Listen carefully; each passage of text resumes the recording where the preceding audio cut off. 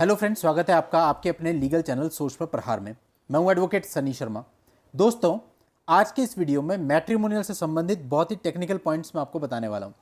अगर आप अच्छे तरीके से समझ लोगे तो आप बहुत क्लैरिटी के साथ आगे बढ़ोगे और अनावश्यक रूप से परेशान नहीं होंगे। देखिए, बहुत सारी चीज़ें ऐसी होती हैं जो आपको लगता तो है कि हम इसको अचीव करें, लेकिन वो प्रैक्टिकल नहीं होती। और कई बार होता है आप अचीव कर भी लेते हो लेकिन उसका इंप्लीमेंटेशन नहीं होता। तो ऐसे मामलों में आप एक भ्रम के अंदर ही केस लड़ रहे होते हो और भ्रम में ही आपके 5-10 साल ऐसे ही निकल जाते हैं। जब तक आपका भ्रम दूर होता है तब तक ऑलरेडी आपकी लाइफ का वो टाइम जिसमें आप आगे बढ़ सकते थे वो खत्म हो चुका होता है।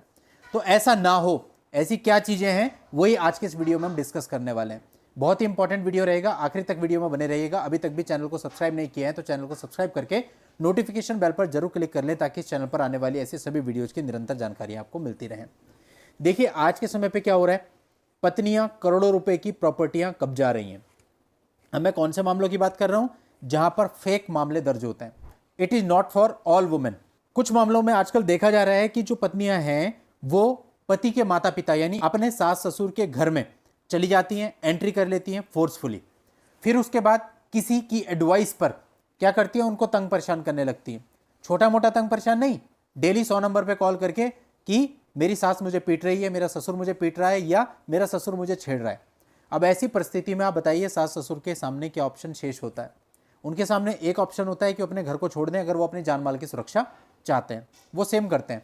अभी कल एक मामला मेरे सामने आया जहां पर माता पिता दोनों एक रेंटेड एकोमोडेशन में रह रहे थे और उनका जो अपना घर था उसमें पत्नी काबिज थी और फिर वो धीरे धीरे अपने घर वालों को भी वहाँ बुला लेती है। कई बार उसके एक्स्ट्रा मैरिटल अफेयर होते हैं तो अपने बॉयफ्रेंड को भी वहाँ बुला लेती है। पति की प्रॉपर्टी को, पति के परिवार वालों की प्रॉपर्टी को वो इस तरह से यूज कर रही होती है जबकि लीगली उसको उस प्रॉपर्टी में कोई राइट नहीं है।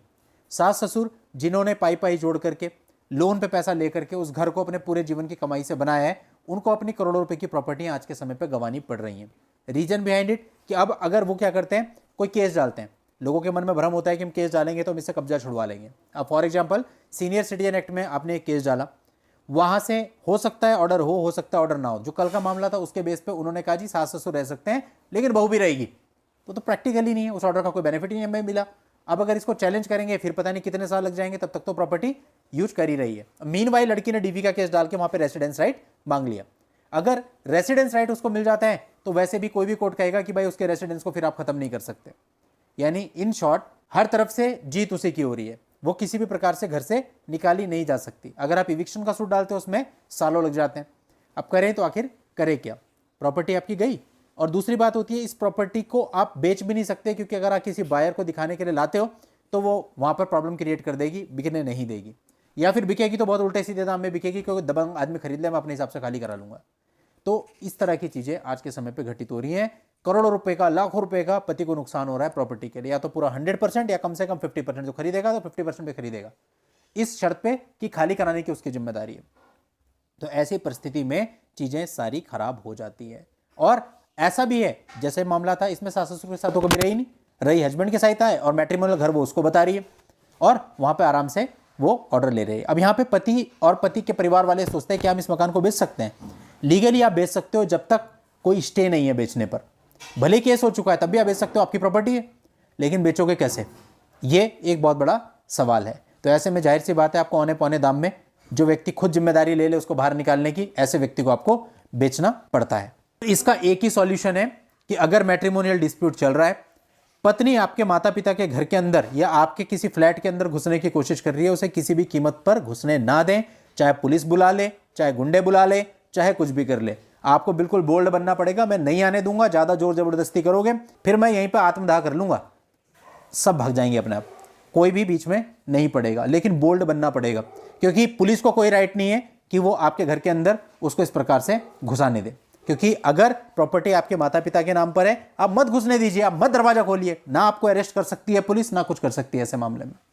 आप सिंपल बोलिए कि भैया मामला कोर्ट में पेंडिंग है, कोर्ट जब डिसीजन देगा उसके हिसाब से हम चलेंगे। ऐसे बिल्कुल भी एंट्री नहीं देंगे। लेकिन मानिए कुछ भी नहीं होगा, पर अगर दबाव में उसको आने देंगे तो फिर निकालना लगभग नामुमकिन है।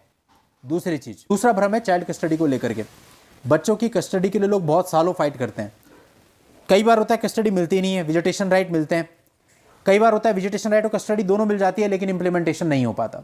यानी फॉर एग्जाम्पल कोर्ट ने कह दिया कि हफ्ते में एक बार पिता अपने बच्चे से मिल सकता है, एक बार वो मिलाने के लिए लाई, फिर वहाँ पे प्ली करती है कि कोर्ट में बच्चे को लाना तो बड़ा गड़बड़ हो जाएगा, बच्चे के दिमाग पर, मानसिक संतुलन पर बहुत फर्क पड़ेगा कोर्ट के माहौल से।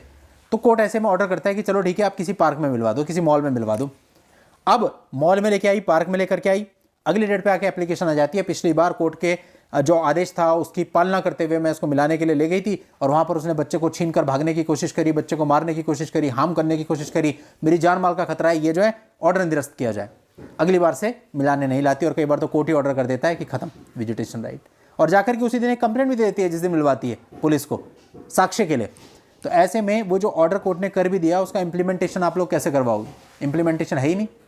तो ये इस प्रकार का दुरुपयोग भी आज के समय हो रहा है। तो अगर मैट्रिमोनियल केस है, बच्चा लेके चली गई है, तो प्रैक्टिकल बात यही है कि बच्चे से तो अटैचमेंट आपका टूटेगा, क्योंकि वो बच्चे से मिलने देगी नहीं, कोर्ट आपको मिलवा नहीं सकती, ऑर्डर कर देती है, इंप्लीमेंटेशन नहीं होता, और जब तक बच्चा इतना बड़ा हो जाता है कि वो आपको भूल ही जाता है, उसका दिमाग इतना स्पॉइल हो जाता है कि वो आपकी शक्ल भी नहीं देखना चाहता, आपसे बात भी नहीं करना चाहता। तो सबसे अच्छी चीज़ है कि ऐसे मामलों के अंदर अगर बच्चा बीच में, तो सबसे पहले बच्चे से अटैचमेंट तोड़ो, बच्चे को भूलो, और उसके बाद आपको केस लड़ना है। इसका कोई दूसरा सॉल्यूशन है ही नहीं, या फिर एक सॉल्यूशन है वो मैं आपको यहां नहीं बता सकता, दैट इज टेक्निकल, और उस सॉल्यूशन के अनुसार बहुत सारी चाइल्ड कस्टडी हम लोगों ने ली है। चलिए दोस्तों, आज के इस वीडियो में इतना ही। नेक्स्ट वीडियो में नई जानकारी के साथ मैं आपसे फिर मिलता हूं, तब तक के लिए goodbye and thank you for watching, take care.